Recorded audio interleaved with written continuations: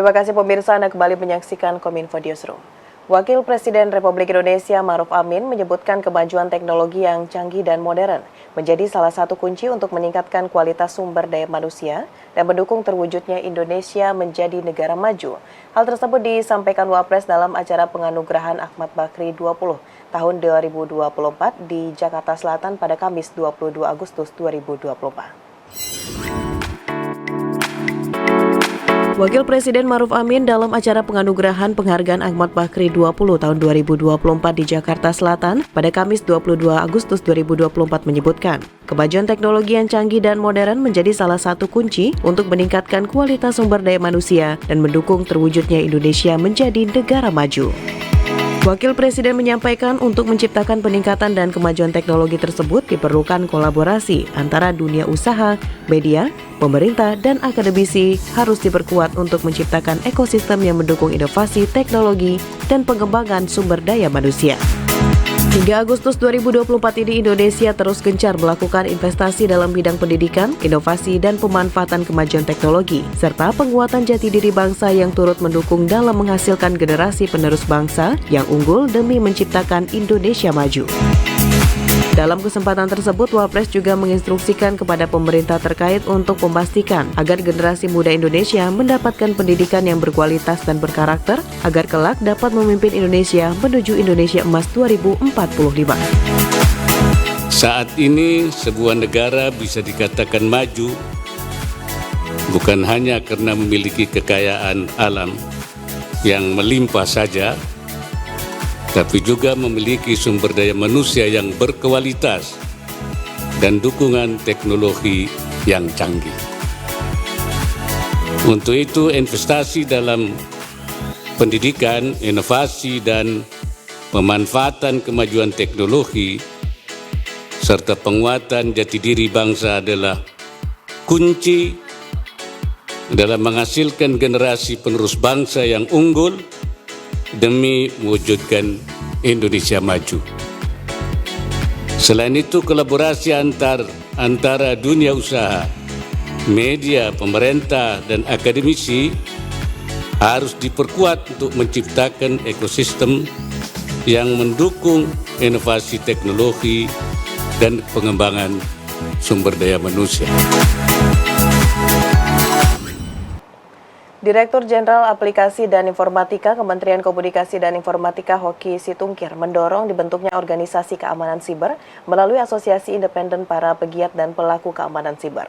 Organisasi tersebut dapat menjadi media penghubung antara komunitas keamanan siber di masyarakat dan pemerintah. Kementerian Komunikasi dan Informatika mendorong para pegiat dan pelaku keamanan siber untuk membentuk organisasi secara independen melalui Asosiasi Independen. Direktur Jenderal Aplikasi dan Informatika Hoki Situngkir dalam acara penyerahan hadiah Hacktrace Independent Day Competition 2024 di Sportstub Jakarta Selatan mengatakan perlunya pembentukan asosiasi independen untuk memberikan wadah dalam bertukar pikiran dan berbagi ilmu, serta mampu menjadi media penghubung antara komunitas keamanan siber di masyarakat dan pemerintah. Hoki menilai kolaborasi antar pemerintah dengan komunitas keamanan siber merupakan hal penting dalam percepatan transformasi digital yang telah digenjot oleh pemerintahan Presiden Joko Widodo dan Wakil Presiden Maruf Amin dalam 10 tahun terakhir. Ya, saatnya kolaborasi. Kita gotong royong. Kalau kita nggak kolaborasi, banyak pihak-pihak yang mau mengeksploitasi kan. Gitu. Mau pihak dari luar, dari apa segala macam itu pasti pengen mengganggu ini. Padahal sebenarnya kita kan satuan sebenarnya ya, gitu. Dengan persatuan, dengan bareng-bareng kita bisa menjadi bangsa yang lebih kuat secara digital. Karena transformasi digital itu tidak terelakkan. Jadi digital safety is a must.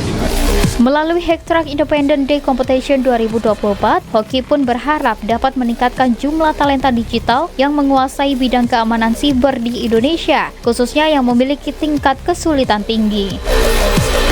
Pemirsa, saat ini Kementerian Pertanian tengah menggencarkan program optimasi lahan rawa guna meningkatkan produksi beras di seluruh Indonesia. Wakil Menteri Pertanian Sudaryono mengatakan upaya tersebut dilakukan untuk mewujudkan swasembada pangan pada tahun 2025.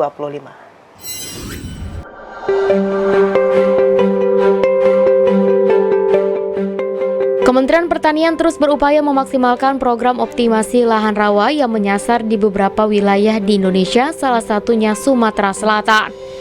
Wakil Menteri Pertanian Sudaryono dalam rapat koordinasi perluasan areal tanam, pompanisasi, dan pembinaan penyuluh pertanian Provinsi Sumatera Selatan mengatakan, pemerintah telah memberikan 64.000 pompa di seluruh wilayah Indonesia sebagai upaya perluasan areal tanam dan meningkatkan realisasi PAT melalui optimalisasi lahan rawa, khususnya Sumatera Selatan yang masih rendah.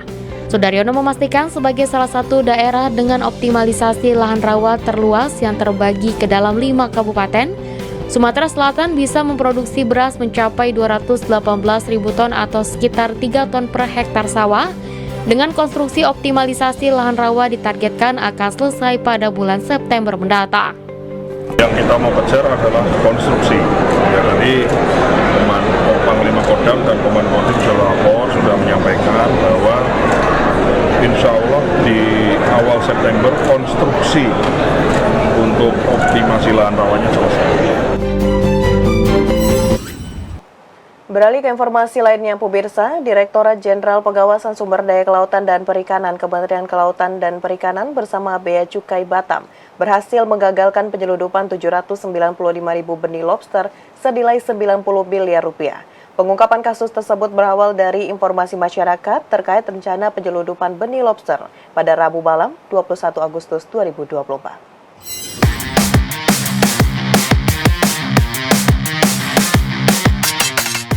Sebagai upaya mendorong budidaya lobster di dalam negeri agar benih lobster tidak terus diseludupkan ke Vietnam, tim gabungan Kementerian Kelautan dan Perikanan bersama Bea Cukai berhasil menggagalkan upaya penyeludupan 795.500 benih lobster senilai 90 miliar rupiah di Batam, Kepulauan Riau.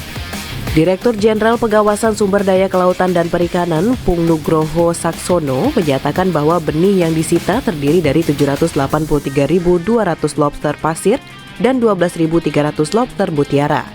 Benih-benih ini rencananya akan dibawa ke Vietnam melalui Singapura menggunakan 80 box penyimpanan. Pung menambahkan dari hasil barang bukti yang diselamatkan, benih-benih lobster tersebut akan dilepas liarkan di perairan Pulau Galang Baru, Kepulauan Riau, dan di Balai Pembudidayaan Air Laut milik Kementerian Kelautan dan Perikanan.